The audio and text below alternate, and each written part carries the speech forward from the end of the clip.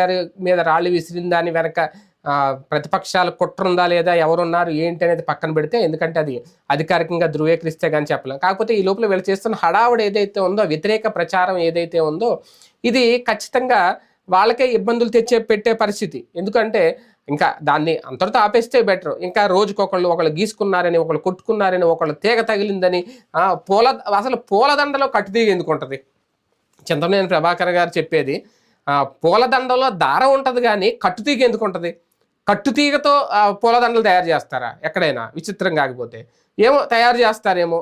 అది అది గీసుకోవడం, తగలడం అంటే అది అప్పుడు ఇంకా సెప్టిక్ అవుతుంది. కట్టుతీగ తగిలితే అది ఇనుము కదా, సెప్టిక్ అవుతుంది.